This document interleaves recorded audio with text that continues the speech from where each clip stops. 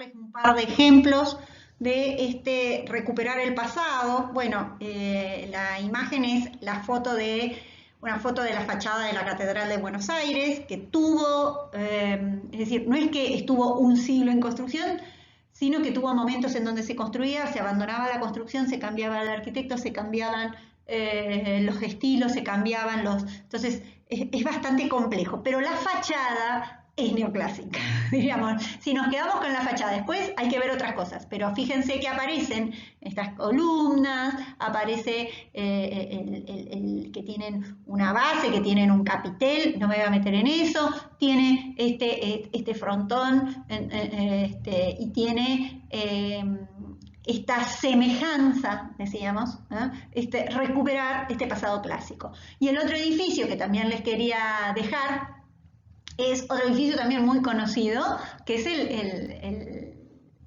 el Congreso, ¿no? Que pertenece a un periodo de fines del siglo XIX que se da en Argentina, que se llamó eclecticismo. El eclecticismo, ¿qué implicó? Implicó un recuperar, un usar la historia y un recuperar distintos momentos de la historia con otros materiales y combinar estos distintos estilos, ¿no? Algo ecléctico, algo muy variado, que no sería puro, lo ecléctico sería distinto a lo puro, si quisiéramos, ¿no?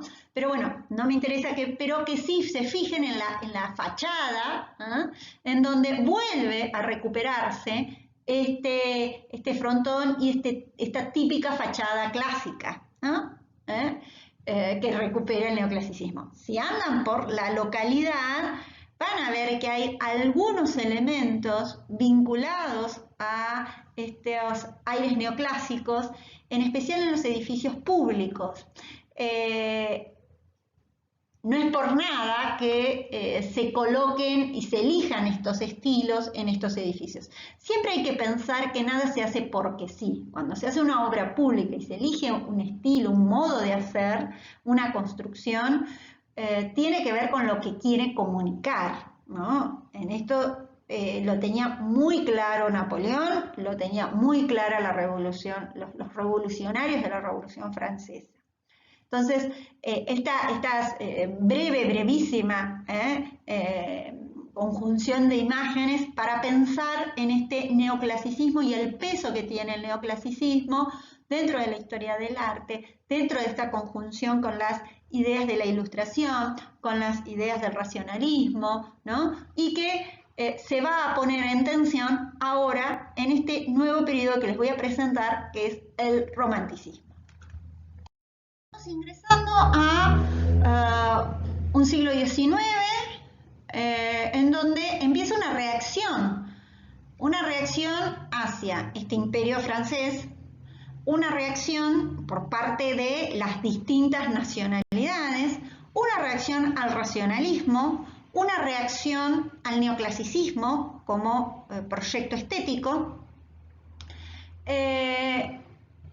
y esta reacción se vincula al movimiento que se conoce como romanticismo. No tiene que ver con Luis Miguel ni con los boleros, no se trata de ser románticos, sino que cuando hablemos de algo romántico en la historia del arte nos remitimos a este periodo y en realidad el término deviene de las lenguas romances, que eran las lenguas que se hablaban en cada uno de los países como lenguas originarias, sus pueblos originarios. Y eran lenguas que eran orales en su mayoría. Hay toda una tradición que no está vinculada a la escritura. Es en el romanticismo en donde se consolida y se consagran la escritura de los cuentos populares, los hermanos Grimm escribiendo, ¿no? Muchos cuentos que iban pasando por tradición oral empiezan a escribir los cuentos infantiles, que sería de nuestra infancia sin el romanticismo, que los empieza a escribir, los empieza a organizar, ¿no? Pero yéndonos a las características artísticas, y para dejárselos planteado, vamos a mirar esta obra de Géricault. Para mí es una obra impresionante, es una obra pequeña, es un retrato, pero Géricault no elige retratar a Paulina Bonaparte, a una persona de la burguesía, ¿no? No elige retratar a un héroe, ¿no? En este sentido propagandístico, o a alguno de los personajes públicos de la revolución. Géricault sale a buscar en un hospicio, ¿no? Una especie de manicomio, ¿no? Y representa a estos invisibilizados, diríamos, ¿no?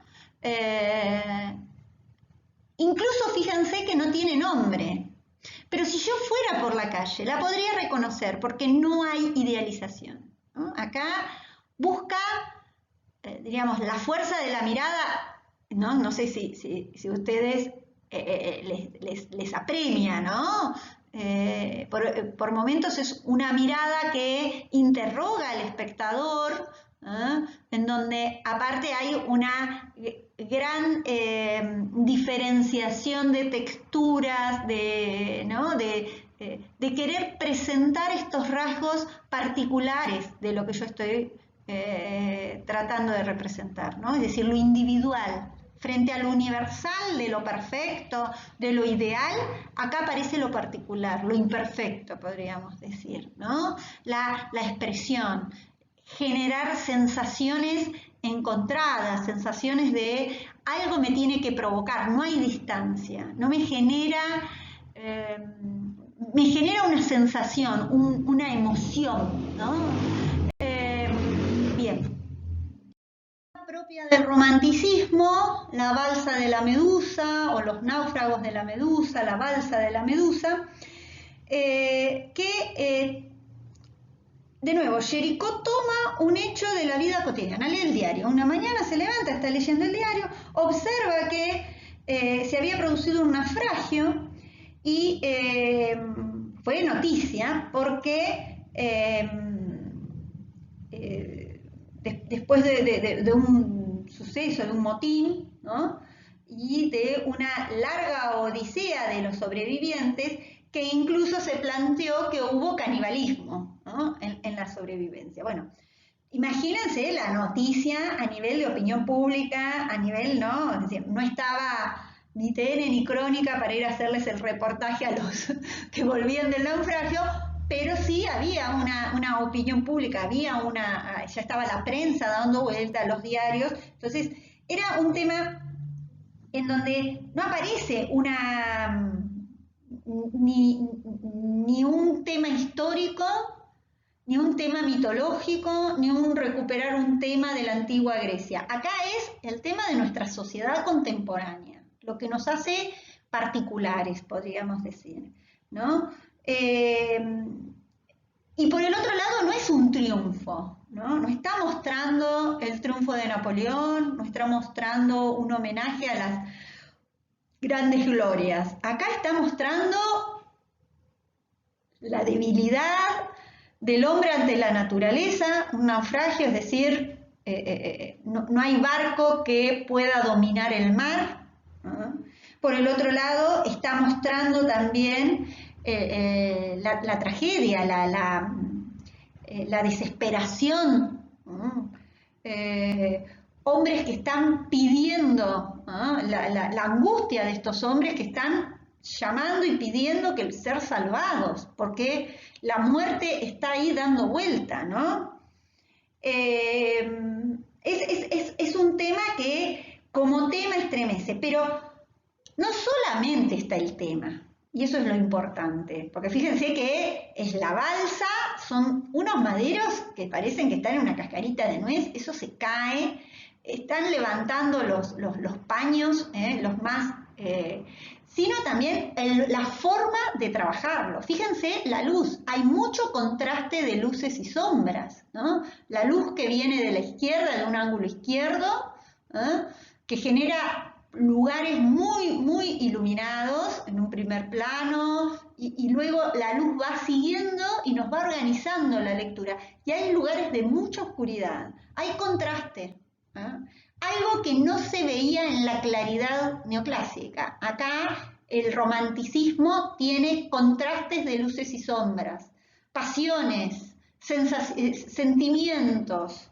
Hay también Fíjense el tratamiento en donde no sé dónde termina un cuerpo y dónde empieza el otro, están todos los cuerpos entreverados, ¿no? Es complicada la construcción y el trabajo de las formas, ¿no? No por ello las formas pierden. Después está trabajado como si fuera que sacó una foto en un momento, ¿no? Cuando en realidad es una construcción que él hizo en su taller, en su estudio, arma esta escena y la pinta, ¿no? Pero bueno, eso se lo imagina él en función de los relatos, pero no tenemos una foto de cómo habrá sido. Él arma el relato, arma la escena, ¿no?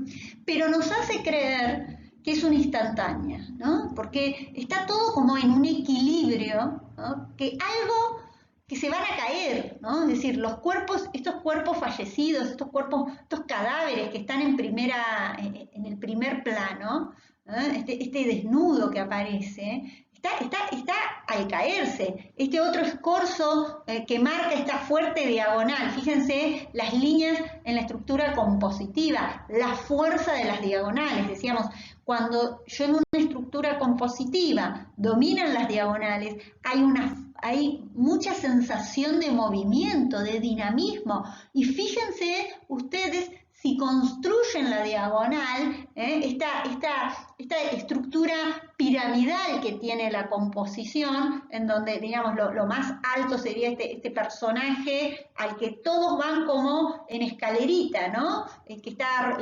Primero están los que están tirados en el piso, que son los cadáveres, luego los que están arrodillados, luego los que están como un poco más parados y luego finalmente el que está de pie, de espaldas al espectador, porque si es una imagen instantánea, una imagen de momento, como casi de voyeur, no me bastan, no están posando, ¿no? Dan la sensación, pese a que estaban posando, pero lo que quiere es dar la sensación de que no están posando, de que estoy pintando el mundo tal cual lo veo, con las pasiones que implica eso, con las tensiones. Es decir, ningún personaje, salvo este hombre que está sobre la izquierda sentado, meditabundo, una persona mayor, ¿no? Que emula las esculturas de Miguel Ángel, ¿no? Salvo este personaje, el resto está totalmente en tensión, no hay ninguno relajado, están torcidos, fíjense las torsiones que tienen esos cuerpos, ¿no? Fíjense el drama que implica, ¿no? Es de alguna manera la deriva tras la caída de Napoleón, ¿no? La balsa dicen que podría estar significando Francia y esta sociedad que está a la deriva, ¿no? No hay intención de marcar una enseñanza, ¿no? Lo que se quiere marcar es un sentimiento, no hay moraleja, ¿no? Hay sentimiento, hay emoción, hay sensibilidad, ¿no? A ello se está apelando.